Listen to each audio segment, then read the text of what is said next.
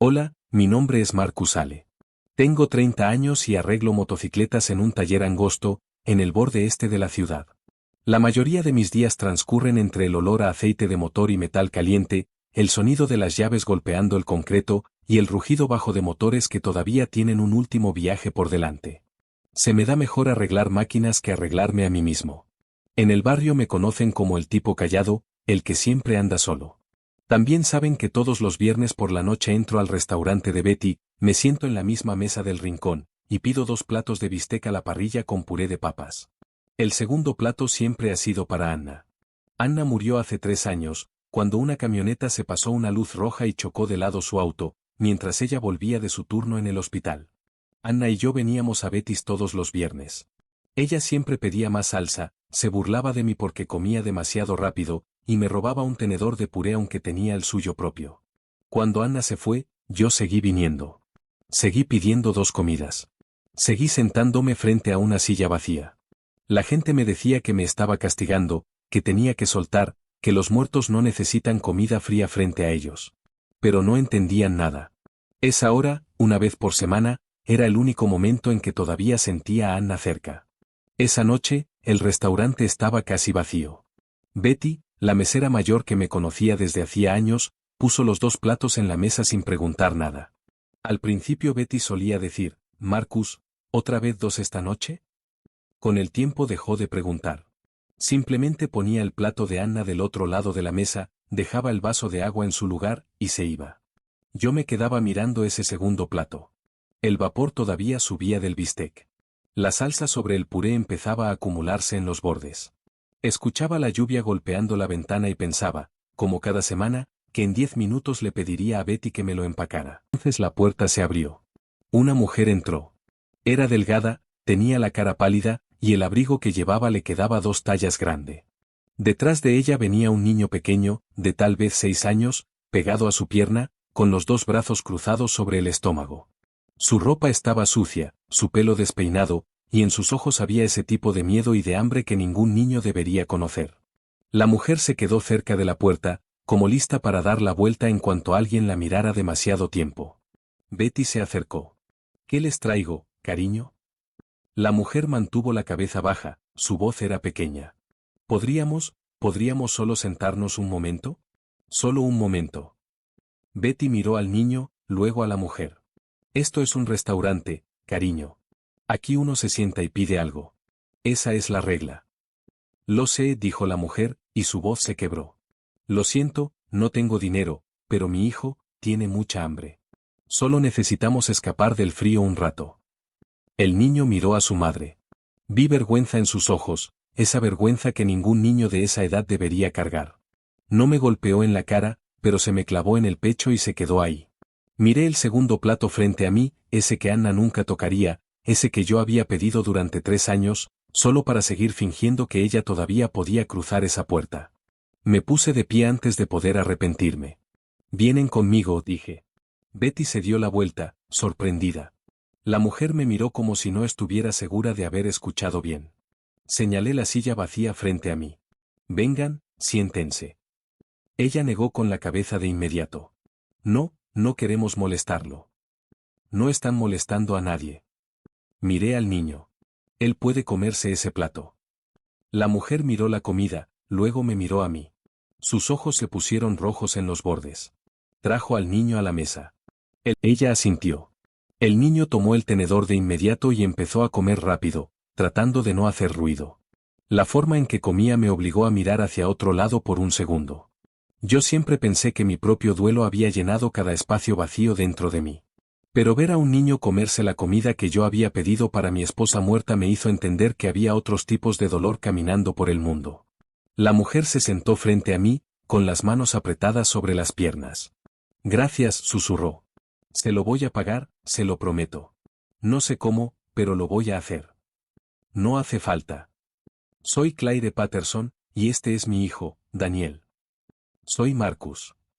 Claire intentó sonreír, pero la sonrisa nunca le llegó a los ojos.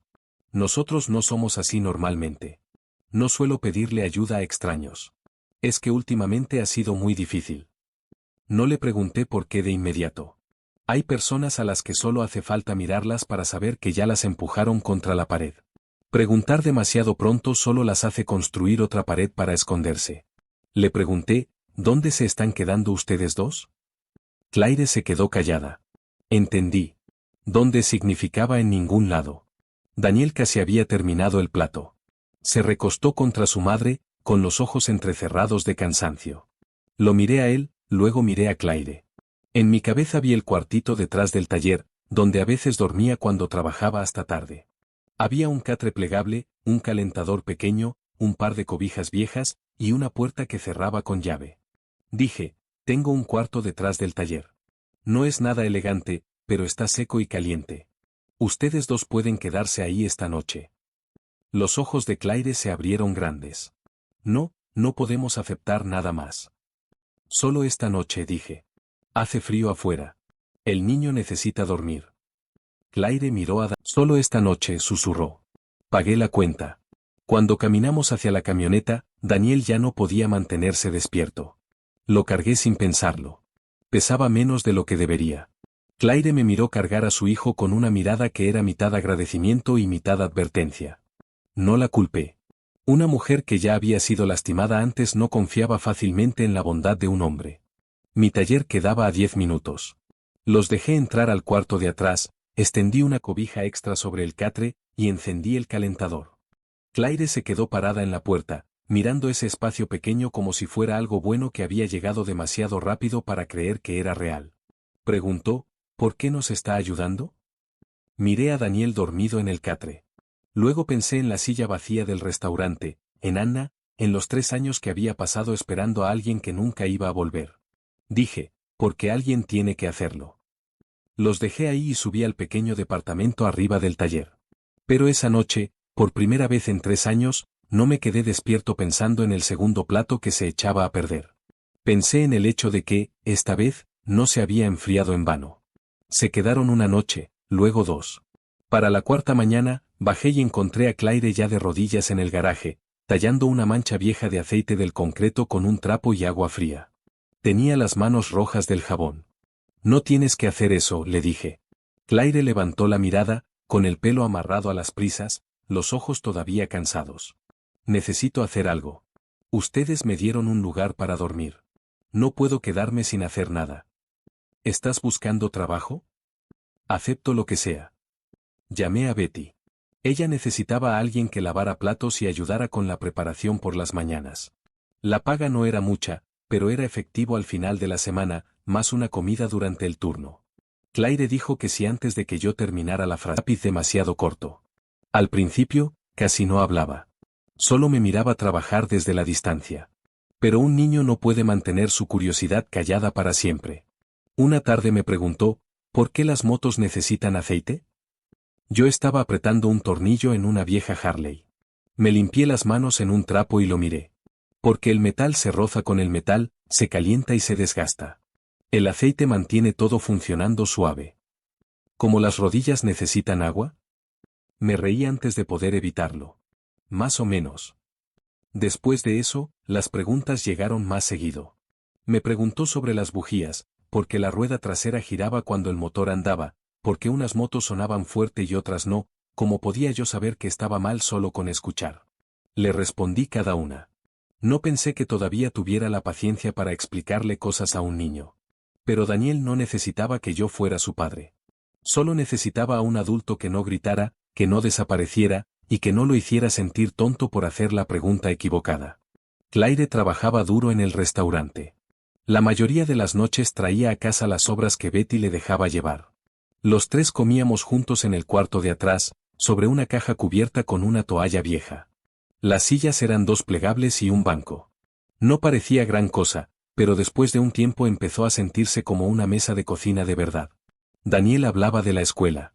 Claire le decía que comiera más despacio. Yo escuchaba y a veces agregaba una frase o 2. Era algo ordinario. Y esa normalidad me asustaba más que cualquier otra cosa, porque empecé a esperar a que llegaran a casa. Empecé a comprar leche extra, pan extra, el tipo de cereal que Daniel había señalado una vez en la tienda. Arreglé la cerradura de la puerta del cuarto de atrás para que funcionara de verdad. Pasaba frente al restaurante de Betty más de lo necesario, solo para asegurarme de que Claire seguía suavemente a través del piso. Sabía que era más que eso. Yo seguía pensando en Anna todos los días. Siempre lo haría. Pero desde que Claire y Daniel habían llegado, recordarla ya no se sentía como lo único que quedaba en esa casa. La gente del barrio empezó a notarlo. La señora Callahan, del edificio de al lado, me dio una mirada larga una tarde en que yo cargaba las compras hacia el taller. Esa mujer y el niño ya llevan un tiempo aquí. No, dijo. Necesitaban ayuda. La gente habla, Marcus. Un viudo y una mujer que huye de algo, viviendo juntos detrás del taller, no se ve bien. Yo no vivo para verme bien ante los demás. Aún así, sus palabras se me quedaron. No porque me importara lo que pensaran, sino porque me obligaron a hacerme la pregunta que había estado evitando. ¿Estaba ayudando a Claire porque ella lo necesitaba? ¿O porque quería llenar el espacio que Anna había dejado? Entonces, una noche, Daniel tuvo mucha fiebre. Claire acababa de volver del restaurante. Lo encontró hecho un ovillo en el catre, con la cara enrojecida. Le puso la mano en la frente y se puso pálida. Está ardiendo. Yo lo toqué. Estaba demasiado caliente. Vamos a urgencias. Claire negó con la cabeza de inmediato. No, no tengo seguro. No puedo pagarlo. Yo pago. Marcus. No hay nada que discutir cuando un niño tiene fiebre así. Manejamos al hospital. Claire se sentó en las sillas de plástico, sosteniendo la mano de Daniel, moviendo los labios como si estuviera rezando. Yo me quedé unos pasos atrás. El olor a antiséptico me revolvió el estómago. La última vez que había estado en un hospital fue la noche en que Anna murió. Recordé al doctor saliendo, la forma en que no podían mirarme a los ojos, las palabras, hicimos todo lo posible. No había vuelto a entrar a uno desde entonces. El doctor dijo que Daniel tenía una hernia. De regreso a casa, Daniel dormía en el asiento trasero. Claire se sentó a mi lado, llorando sin hacer ruido. No puedo seguir haciéndote esto, dijo. No me estás haciendo nada. Sí, sí me estás haciendo algo. Me diste un lugar para quedarme, me conseguiste trabajo, pagaste el hospital de mi hijo. No tengo nada que darte a cambio. No quiero deberle nada a otro hombre. Esa última parte hizo que la mirara. ¿Qué quieres decir con eso? Claire se quedó callada un largo rato. Luego habló, con voz baja pero firme. Tuve una niña antes de Daniel. Nació muy pronto, y solo vivió 3 días. Se llamaba Emma. Apreté las manos en el volante. Mi esposo de entonces dijo que fue mi culpa, que yo era demasiado débil, que estaba demasiado estresada, que no supe cómo cuidar a una bebé. Después de eso empezó a tomar más. Después empezó a golpearme. Me quedé porque no sabía a dónde más ir, pero una noche golpeó a Daniel también. Ahí fue cuando entendí que si no me iba, un día mi hijo ya no estaría vivo para poder correr. Detuve la camioneta a un lado del camino, no porque no quisiera escucharla, sino porque necesitaba mirarla mientras lo decía. Claire se giró hacia mí, las lágrimas corriéndole por la cara. No te estoy contando esto para que sientas lástima por mí. Te lo estoy contando porque necesito saber la verdad. ¿Nos estás ayudando porque Daniel te recuerda a tu esposa? ¿Por qué hacemos que el taller se sienta menos vacío? Si es eso, tienes que decirlo. No puedo dejar que mi hijo se encariñe con un hombre y después verlo darse cuenta de que él no puede reemplazar a nadie. Sus palabras me dieron justo donde había estado tratando de no mirar. Me quedé viendo hacia el parabrisas. Una lluvia ligera empezaba a caer sobre el camino oscuro. Pensé en Anna, en la silla vacía del restaurante, en los 3 años que había pasado sentado frente a la nada. Claire tenía razón en parte que la presencia de los dos suavizara un cuarto que había estado en silencio demasiado tiempo. Dije. Perdí a mi esposa hace 3 años. Anna no era solo alguien a quien amaba. Era mi hogar. Después de que murió, no supe para qué estaba viviendo, salvo arreglar motos y sentarme en ese restaurante con una silla vacía.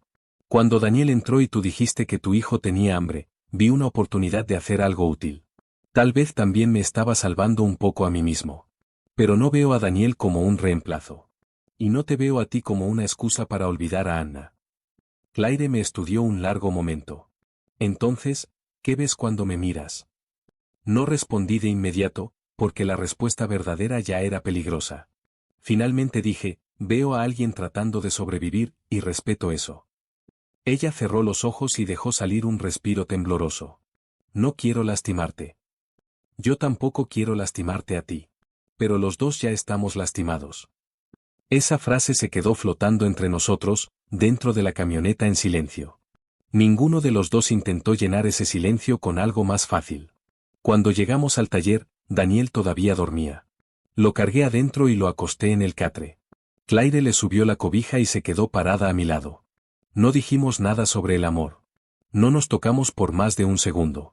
Pero después de esa noche, la verdad entre nosotros había cambiado. Ya no éramos solo un hombre que ayudaba y una mujer que era ayudada. Éramos dos personas que ya habían perdido demasiado, dándose cuenta, poco a poco, de que su dolor podía sentarse uno junto al otro sin pelear por el espacio. Pasaron 2 semanas sin ningún problema. Claire seguía trabajando en el restaurante. Daniel iba al taller después de la escuela y poco a poco dejó de sentarse todo el tiempo en el rincón. Empezó a pasarme herramientas cuando yo se las pedía, aunque no supiera la mitad de sus nombres. Por las noches, los tres comíamos juntos. No dijo nada, pero sonrió un poco cuando vio la caja en la alacena. Yo seguía diciéndome que esto era temporal. Que pronto encontrarían su propio lugar. Que yo volvería a mis noches tranquilas y mis cenas de los viernes en solitario. Lo repetí tantas veces que casi lo llegué a creer. Entonces Ray Patterson entró al taller. Yo estaba debajo de una vieja Harley, con las manos llenas de grasa, cuando la puerta del garaje se levantó. Me deslicé hacia afuera en la plataforma con ruedas y vi a un hombre alto, de hombros anchos, parado en la entrada. Tenía la cara dura y los ojos fríos, que recorrían todo como si estuviera decidiendo que le pertenecía. Busco a mi esposa, dijo. Me puse de pie y me limpié las manos en un trapo. Está equivocado de lugar. Claire Patterson, y mi hijo Daniel. Alguien me dijo que se han estado quedando aquí. La forma en que dijo mi esposa y mi hijo me dijo exactamente quién era. Un hombre que ve a las personas como cosas de su propiedad siempre usa ese tono. Mantuve la voz firme. Si estuvieran aquí, no creo que quisieran verlo. Él dio otro paso hacia adentro. Eso no es tu decisión. Ella es mi esposa. El niño es mi hijo. Me los voy a llevar a casa. Ella se fue porque usted la lastimaba. Su cara se contrajo, y después sonrió. No había nada cálido en esa sonrisa. Ella te contó esa historia, ¿eh? Claro que sí. Claire es muy buena haciéndose la víctima. ¿Y tú qué te crees? ¿El mecánico héroe que salva a la pobre madre y a su niño? No respondí. Ray miró hacia el departamento arriba del taller, y después hacia la puerta del cuarto de atrás. ¿Llevas mucho tiempo jugando a la familia con la esposa de otro? Di un paso hacia adelante. Salga de mi taller. Ray ladeó la cabeza. Cuidado. Tengo abogado. Todavía tengo derechos como padre. Si mantienes a mi hijo alejado de mí, me dijo que Claire había pedido salir temprano porque no se sentía bien. El teléfono de Claire mandaba directo al buzón de voz. Manejé por toda la ciudad hasta que encontré su auto estacionado en un motel barato, en las afueras. Toqué la puerta. Claire, soy yo. Después de un largo rato, la puerta se abrió apenas una rendija. Claire estaba ahí, con la cara blanca. Daniel estaba sentado en la cama detrás de ella, abrazando una almohada, con los ojos rojos. Tenemos que irnos, dijo Claire. No, Marcus, él nos encontró. Si nos quedamos, te va a lastimar a ti, o te va a meter en problemas legales, o va a usar a Daniel para vengarse de mí. No puedo arrastrarte a esto. No puedes seguir huyendo para siempre. Solo necesito huir esta noche. Sostuve la puerta con la mano. Déjame ayudarte. Ya me ayudaste demasiado. Su voz se quebró. Yo podía ver que estaba tratando de ser dura para que fuera más fácil irse. Ella pensaba que si cortaba todo ahora, yo estaría a salvo. No entendía que su desaparición era justo lo que de verdad me iba a romper. Miré por encima de su hombro. Daniel me observaba, con el labio inferior temblando. Tío Marcus. Claire se dio la vuelta y lo abrazó fuerte. No, le dijo a él, pero sonó más como si se lo estuviera diciendo a sí misma. Cerró la puerta. Me quedé parado en el estacionamiento un largo rato. Por primera vez desde la muerte de Anna, la sensación de pérdida no era solo por ella. Esta era más nueva, más filosa, y más aterradora, porque la persona que se iba todavía estaba viva. A la mañana siguiente fui al taller y encontré un dibujo sobre mi mesa de trabajo. Daniel había dibujado 3 figuras de palitos frente a un edificio con una puerta de garaje. Un hombre alto, una mujer, y un niño pequeño. Debajo, con letras chuecas, había escrito, «Gracias, tío Marcus». Encontrado algo nuevo y lo había dejado escapar. 2 días después, Betty llamó. Claire no vino a trabajar. Su teléfono sigue apagado. Marcus, estoy preocupada.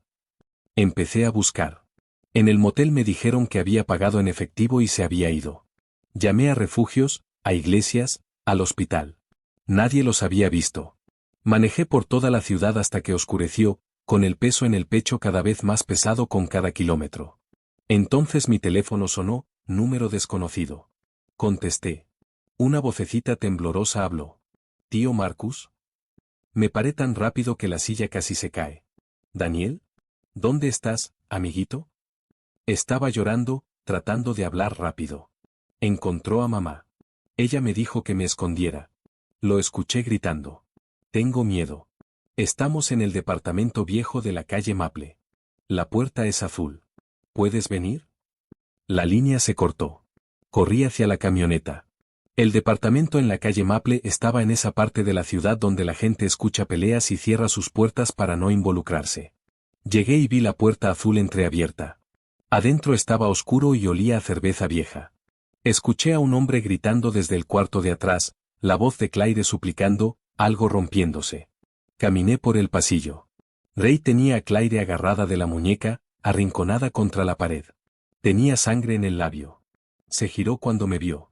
¿De verdad te gusta hacerte el héroe, no? Suéltala. Ray se rió. ¿O qué? ¿Me vas a golpear? Bien. Voy a llamar a la policía y decir que entraste a robar. Yo no quería pelear.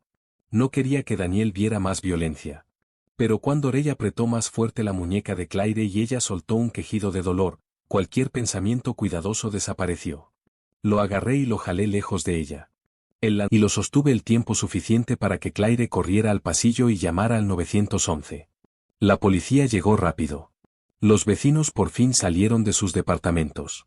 Encontraron a Daniel escondido en un closet, temblando, pero a salvo. Ray intentó decir que yo lo había atacado primero, pero las marcas en la cara de Claire, los moretones en su muñeca, la declaración de Daniel, y los vecinos que habían escuchado los gritos hicieron que su historia se desmoronara. Lo esposaron ahí mismo. Mientras se lo llevaban, Ray miró a Claire. «Te vas a arrepentir de esto». Claire no retrocedió. Sostuvo la mano de Daniel, con la voz temblando pero clara. «No, por primera vez no me estoy arrepintiendo de nada». Después de que la policía se fue, llevé a Claire y a Daniel de vuelta al taller. Nadie dijo mucho en el camino. Daniel iba atrás, con los ojos hinchados de tanto llorar. Claire miraba por la ventana, con un brazo alrededor de su propio cuerpo, como sosteniéndose entera. En el cuarto de atrás, Daniel caminó directo hacia mí y me abrazó la cintura. «¿De verdad viniste?» Me agaché y lo sostuve con cuidado. «Llamaste, y vine». Claire nos miraba, con lágrimas corriéndole por la cara. Dijo, «Pensé que irme te iba a mantener a salvo». Contesté, «No me mantengas a salvo desapareciendo». Se cubrió la boca con la mano y empezó a llorar más fuerte. No la abracé de inmediato. Dejé que ella viniera hacia mí. Y cuando lo hizo, cuando apoyó su frente contra mi pecho, entendí que ya no estaba solo ayudando a unos extraños. Me estaba enamorando de una mujer que había pasado demasiado tiempo sin sentirse a salvo. Las semanas después de esa noche estuvieron llenas de papeleo, reportes policiales, abogados y fechas de corte. Daniel se despertaba gritando por pesadillas más de una vez. Claire casi no dormía. Yo hacía lo que podía sin quitarle el control a ella. Ella había pasado años sin que le dejaran elegir nada. Yo no le iba a quitar eso también. Ray no se rindió sin pelear. Contrató un abogado y luchó con fuerza. Su equipo trató de pintar a Claire como una mujer inestable y sin hogar, que había huido con su hijo y ahora vivía a costa de un extraño. Insinuaron que yo me estaba aprovechando de ella. Dijeron que Daniel necesitaba una familia de verdad, que en su boca significaba que Ray recuperara el control. Escribí una carta para la corte. No intenté hacerme quedar como un héroe. Solo conté la verdad, de la manera más simple posible. Claire no había huido por irresponsable. Había huido para mantener a su hijo con vida. Daniel no necesitaba que lo obligaran a volver a un lugar que lo aterrorizaba. Y si la corte necesitaba prueba de estabilidad, el cuarto detrás de mi taller podía servir como un lugar seguro para ellos hasta que Claire encontrara algo más permanente. Betty también escribió una carta, confirmando que Claire llegaba a tiempo, trabajaba duro, y nunca dejaba un turno sin una buena razón. Algunos clientes regulares del taller declararon que Daniel siempre estaba alimentado y a salvo cuando estaba conmigo después de la escuela. Hasta la señora Callahan, la vecina que una vez me había advertido sobre cómo se veían las cosas, se presentó en la corte y le dijo al juez que había visto cómo Claire cuidaba a su hijo, y que yo nunca me había aprovechado de ninguno de los dos. El día de la audiencia, Claire tuvo que sentarse en el estrado y contarlo todo. Los años de golpes, la forma en que Ray la culpaba por la muerte de Emma, las noches que se quedó porque no tenía a dónde ir ni dinero. Cuando el abogado de Ray le preguntó por qué no se había ido antes, la mano de Claire temblaba, pero respondió con claridad. Porque tenía miedo, dijo, porque no tenía dinero, porque él me hizo creer que yo moriría sin él. Pero de todas formas me fui, y no voy a regresar. Me quedé sentado detrás de ella, viendo cómo mantenía la espalda derecha incluso cuando su voz se quebraba. Si ponía a su hijo primero. El juez le dio a Claire la custodia total de Daniel, y emitió una orden de restricción de 5 años contra Ray. Cualquier contacto con Daniel tendría que pasar por la corte, después de una evaluación psicológica. Cuando leyeron la decisión, los hombros de Claire cayeron y empezó a llorar. Daniel la abrazó del cuello. Me quedé unos pasos atrás hasta que ella se dio la vuelta y me buscó con la mirada. Entonces le tendí la mano. Ella la tomó. Esa noche volvimos al taller. Daniel estaba agotado y se durmió casi de inmediato. Claire y yo nos sentamos afuera, en el garaje, entre las motocicletas medio desarmadas, tomando un café que ya se había enfriado. El aire estaba en calma, de una manera que se sentía nueva. Claire dijo, no sé cómo agradecerte. No me agradezcas más. Pudiste haberte ido tantas veces. Lo sé. Entonces, ¿por qué no lo hiciste? Miré mis manos, los callos y la grasa que nunca terminaba de salir. Los dedos que alguna vez habían llevado un anillo de bodas, hasta que el vacío se volvió demasiado pesado y finalmente me lo quité. Porque antes de que tú y Daniel llegaran, yo solo existía. Me decía a mí mismo que seguía vivo, pero cada viernes seguía sentado en ese restaurante esperando a Anna. Pedía comida para ella. Miraba una silla vacía. Después me iba a casa. No sabía qué hacer con el amor que todavía me quedaba. No desapareció cuando ella murió. Solo se quedó atorado. Claire escuchó sin interrumpir. Yo seguí, tenía miedo de que si empezaba a quererte a ti, si empezaba a querer a Daniel, eso significara traicionar a Anna. Pero mientras más tiempo pasaba con ustedes dos, más entendía que Anna no hubiera querido que convirtiera el amor que sentía por ella en un cuarto cerrado con llave. Ella era la mejor persona que he conocido. Si hubiera visto a una madre y a un niño que necesitaban ayuda, ella habría sido la primera en abrirles la puerta. Yo sigo siendo su madre. A veces me río con Daniel y después me siento culpable, porque Emma nunca pudo crecer. A veces te miro a ti y quiero ser feliz, y después siento que no lo merezco. Extendí la mano sobre la mesita entre nosotros. Ella puso su mano en la mía. Tal vez no tenemos que dejar de dolernos antes de que se nos permita seguir viviendo, dije. Claire me miró. Tal vez solo necesitamos encontrar a alguien que no nos obligue a fingir que el dolor ya se fue. Esa noche, por primera vez, le hablé de Anna sin derrumbarme. Le conté cómo a Anna siempre le gustaba más salsa en el puré, y cómo solía dejarme notitas dentro de la caja de herramientas que decían cosas ridículas, como, te ves más guapo cuando sostienes una llave inglesa. Claire se rió entre lágrimas. Después me contó sobre Emma, sobre lo pequeñas que habían sido sus manos, y cómo solo le habían permitido cargarla unas cuantas veces en la unidad de cuidados intensivos neonatals. No nos besamos esa noche. No hacía falta.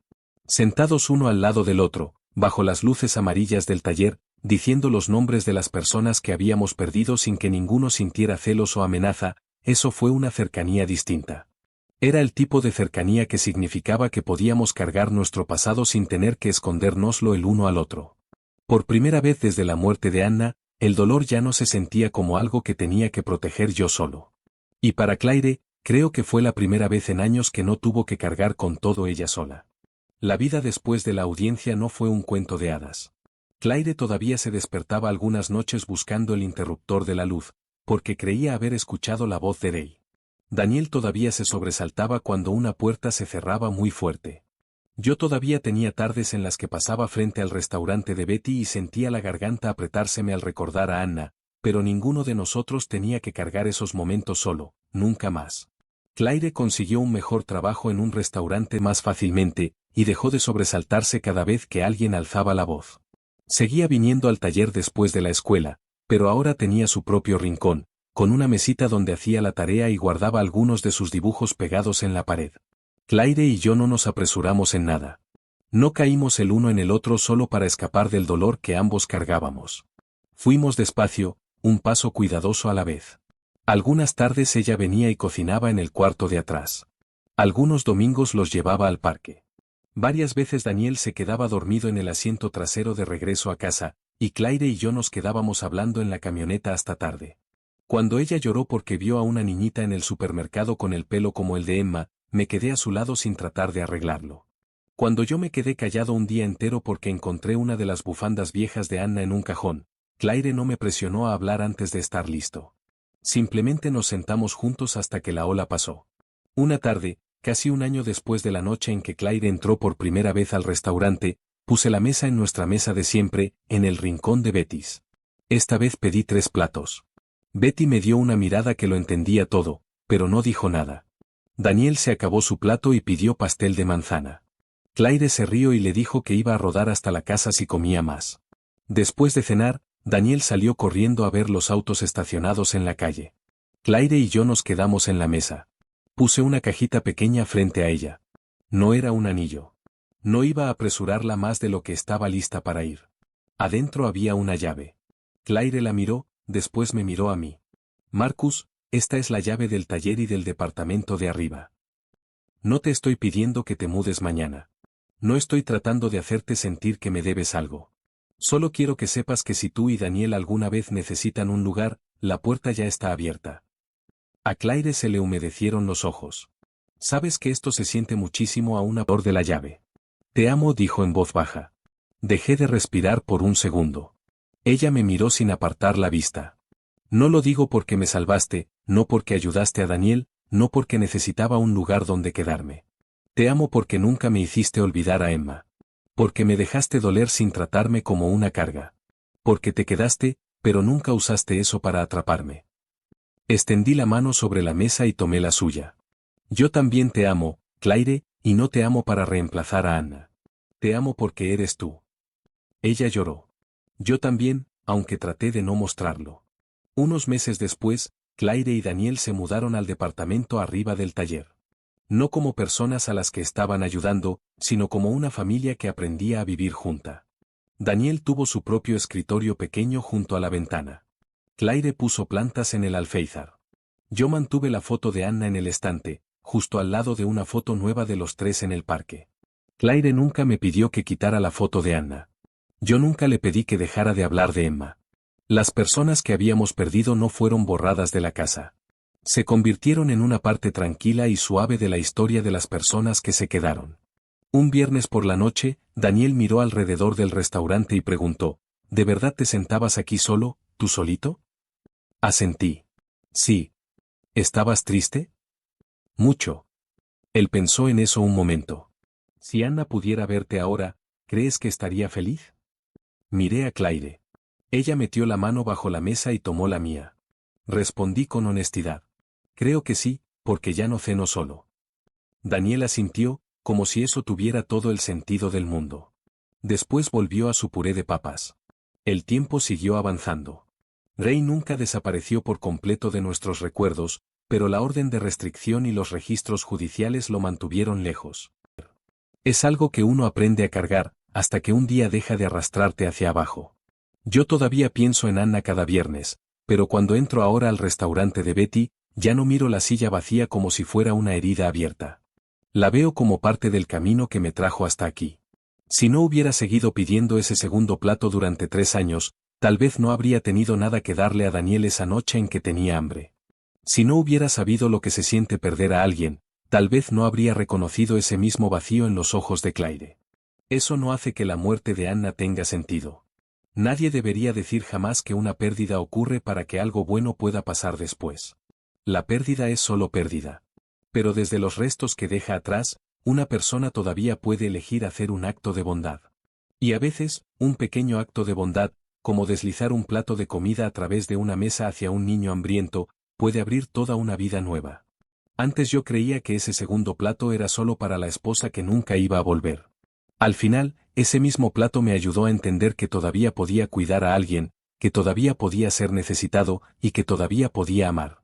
Un viernes por la noche, en la mesa del rincón de un viejo restaurante, ya no era el hombre que comía solo con una silla vacía enfrente. Era el hombre sentado junto a Claire y Daniel, cargando el recuerdo de Anna a mi lado, y por fin lo suficientemente valiente como para llamarlo familia.